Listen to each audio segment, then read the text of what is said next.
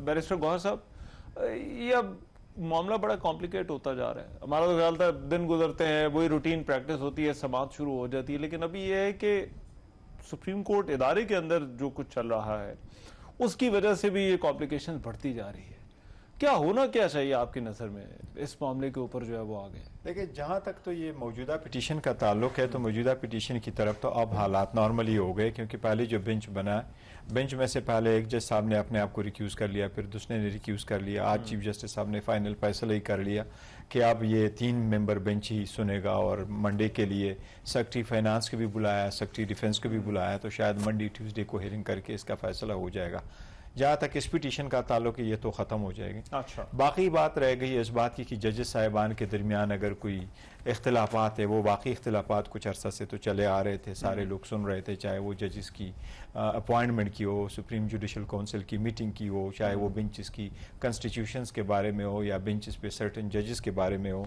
वो बाज़ जज साहिबान को कुछ अरसा से एक कंप्लेन रहा था कि जी हमको बेंचेस में शामिल नहीं किया जा रहा, लेकिन वो एक जजेस का इंटरनल मामला रहा है, इसलिए जज साहिबान हमेशा से अपने फुल कोर्ट रेफरेंस जो करते हैं वो फुल कोर्ट कॉन्फ्रेंस बिठा करके इन मैटर को रिजॉल्व करते हैं। एक चीज़ की तो अशद ज़रूरत है, हमारे जो कॉन्स्टिट्यूशन के मुताबिक यह है कि सुप्रीम कोर्ट बेंचेस में बैठा करेगा, और उसके लिए कॉन्स्टिट्यूशन की रिक्वायरमेंट ये है कि subject to constitution and law supreme court अपने रूल्स आप बनाएगी।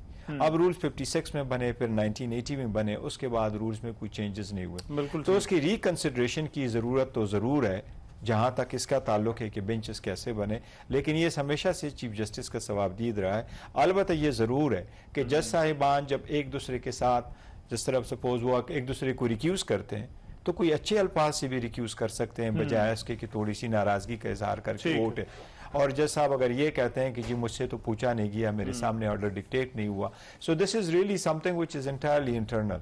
अच्छा, ये सारे जजेस है, उसमें चीफ जस्टिस का legally he is senior most amongst equal, ये सारे एक जैसे, तो इनको आपस में बैठ करके ये रिजॉल्व करना होगा, और द अर्लियर द बेटर। अच्छा, अगर उसके लिए अदालत के अंदर तो फिर फोरम तो यही है कि फोरम यही है जहां तक चीफ जस्टिस तमाम वो जो कही, जिस तरह मुसद्दिक मलिक साहब ने फरमाया कि नहीं जी वो हम जो लेजिस्लेशन कर रहे हैं, मैं कहता हूँ वो जजेस की इस डिफरेंसेस को रिजॉल्व करने की तरफ कोई स्टेप नहीं है। सर्कुलर को आप किस तरह से देखते हैं? क्योंकि अब देखिए ये मामला इससे और ज्यादा कॉम्प्लिकेट हो गया, और उसके ऊपर भी एतराज है कि एक तरफ सर्कुलर है और दूसरी तरफ जस्टिस काजी फायजी। अच्छा, उसका लीगल पोजीशन यह है कि नहीं, अगर सुप्रीम कोर्ट के 2 जज और 1 जज साहब कोई ऑर्डर कर दे, जुडिशियल साइड पे ऑर्डर करे, तो रजिस्ट्रार साहब अपने सर्कुलर से उसको सुपरसीड नहीं कर सकता। अच्छा। लेकिन बेसिकली ये कि जब ये ऑर्डर हो गया, ये ऑर्डर आने के बाद वो जो पिटीशन पड़ी है, कॉन्स्टिट्यूशन पिटीशन 5 जो पड़ी है,